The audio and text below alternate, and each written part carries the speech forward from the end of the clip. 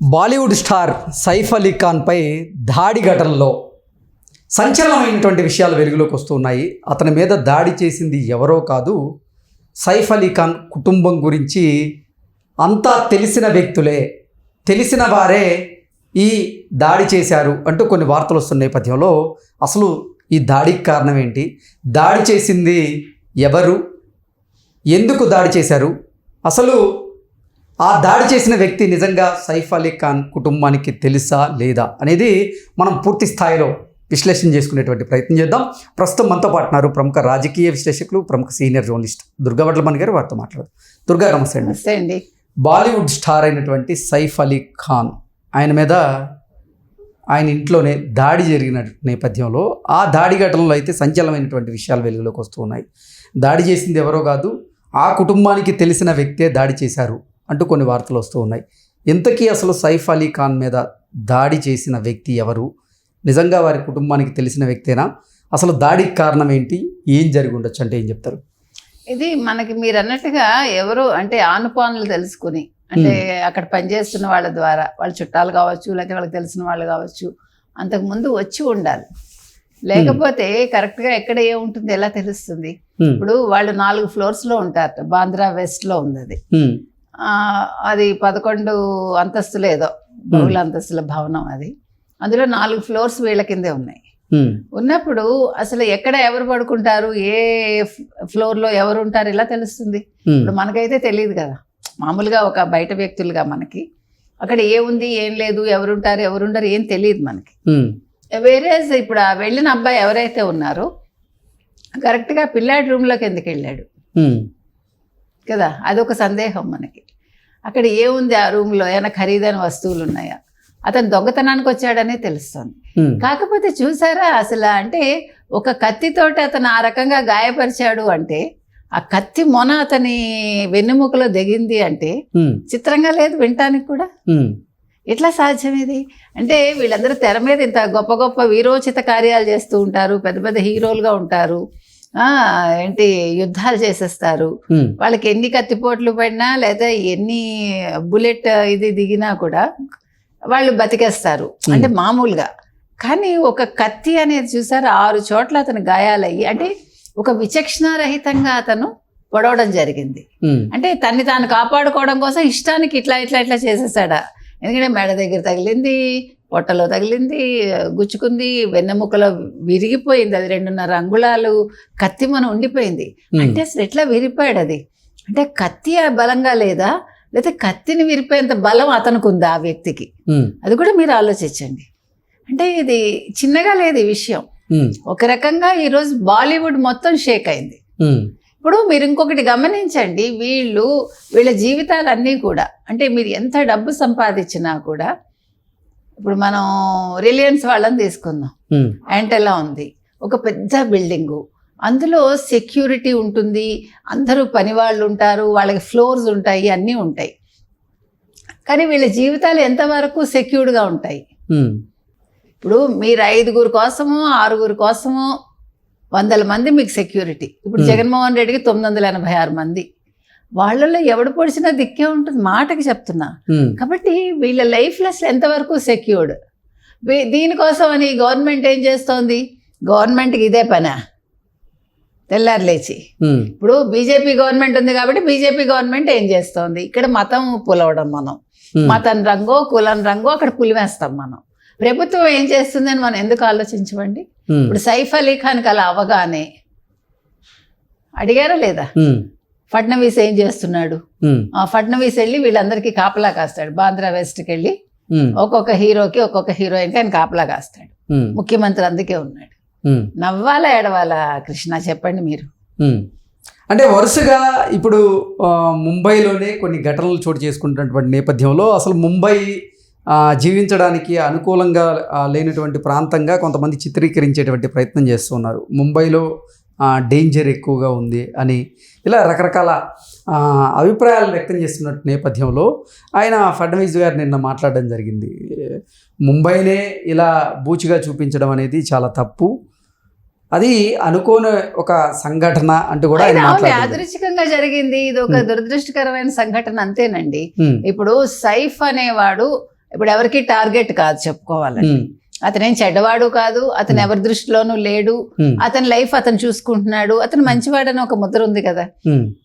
పెద్ద హీరోనా అంటే పెద్ద హీరో కూడా కాదు, మామూలుగా ఒక హీరో అంతే. కానీ ఆర్థికంగా ఉన్నత స్థాయిలో ఉన్నాడు, పటౌడి కుటుంబానికి. అలాగని ఇతని దగ్గర కోట్లు ఉంటాయి ఏదో. అంటే మీకు దీన్ని ఏమంటారు, మూవబుల్ ఇమ్మూవబుల్ ఉంటాయి కదా, ఇమ్మూవబుల్ ప్రాపర్టీస్ ఉంటాయి, వాటి వాల్యూ ఉంటుంది. అంతేగాని లిక్విడ్ క్యాష్ ఏం పెట్టుకుని ఉండరు కదా మనం మాట్లాడుకోవటానికి. లిక్విడ్ క్యాష్ ఏ ఉంటుంది చేతుల్లో. వీళ్ళు రిచ్ అంటే ఇప్పుడు మీకు ఒక 100 ఎకరాలు 25 ఎకరాల్లోనో ఒక విల్లా ఉంటుందండి. విల్లా ఖరీదుని బట్టి మీరు రిచ్ అంటారు తప్ప మీ దగ్గర ఏమన్నా 100 కోట్లు మీ దగ్గర ఏమైనా క్యాష్ ఉంటుందా? You are not a business. ఆ దాడి చేసినటువంటి దుండగుడు ఎవరైతే ఉన్నారో అతను సైఫ్ అలీ ఖాన్ కుటుంబాన్ని టార్గెట్ చేసుకోవడానికి కారణం ఏంటి? అసలు ఆ దుండగుడి డిమాండ్స్ ఏంటి? ఏమి లేవండి. ఆ దుండగుడు అనేవాడు ఏదో యాదృచ్ఛికంగా వాడు ఏదో సైఫ్ ఇల్లు వాళ్ళు డబ్బులు ఉంటాయి అనుకుని ఉంటాడు. ఇప్పుడు వాళ్ళు ఎవరో అక్కడ పనిచేస్తున్నారేమో వాళ్ళ ద్వారా తెలుసుకుని ఉంటాడు. తెలుసుకుని అక్కడ వాళ్ళకి దాన్ని ఏమంటారు, ఎమర్జెన్సీ మెట్లు ఉంటాయి కదా, ఆ మెట్ల ద్వారా వచ్చేసాడు వాడు. వచ్చి అంటే ఆల్రెడీ ఆ ఇల్లు చూశాడు కాబట్టి. సైఫ్ అలీ ఖాన్ అలాగే కరీనా కపూర్ సంతానం ఎవరైతే ఉన్నారో వారిని టార్గెట్గా చేసుకుని ఆ దుండగుడు ఫస్ట్ వాళ్ళ మీద దాడి చేసే ప్రయత్నం చేశారని ఆపేటువంటి ప్రయత్నం చేసి ఆవిడ పెద్దగా అరిసిన నేపథ్యంలోనే సైఫ్ అలీ ఖాన్ కూడా నిలువరించే ప్రయత్నం చేశాడు. ఆ ప్రయత్నంలో భాగంగానే ఆయనకి గాయాలయ్యాయి అంటూ అక్కడ పనిచేస్తున్నటువంటి ఆయా స్టేట్మెంట్ ఇచ్చినట్లుగా కూడా కొన్ని వార్తలు. అంటే ఆ రూమ్ లోకి వెళ్ళాడండి, పిల్లాడి రూమ్ లోకి వెళ్ళాడు. అక్కడ కేర్ టేకర్ ఉంటుంది కదా, ఆవిడ తను చూసి అరిచింది. చిత్రం ఏంటంటే మనకి అర్థం కాని విషయం, అంటే ఇతను తలుపు వేసుకునే పడుకుని ఉండొచ్చు సైఫ్, మనకు తెలీదు. అయినా కూడా ఇతనికి అరుపులు కేకలు వినపడ్డం అనేది ఆ పిల్లాడి అదృష్టం నన్ను అడిగితే. అవునా కదా? ఇప్పుడు అతను నిద్రపోయి ఉంటే ఇది జరిగినా తెలియదు.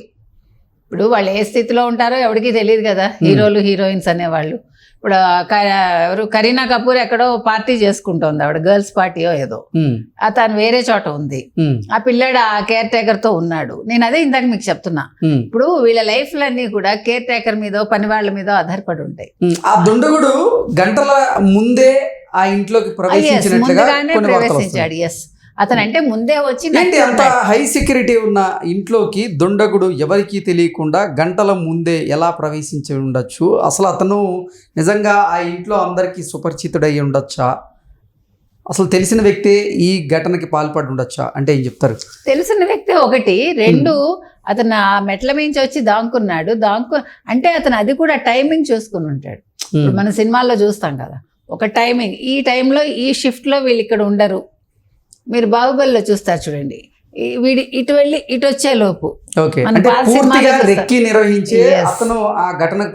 ఎగ్జాక్ట్లీ రెక్కి కూడా అక్కర్లా, కంటిన్యూస్ గా ఒక 3-4 సార్లు వాళ్ళ ఇంటికి వచ్చాడము వాళ్ళతోటి అన్ని. అంటే అతనికి చాలా ఇంటెలిజెంట్ అయి ఉండొచ్చు ఆ మనిషి.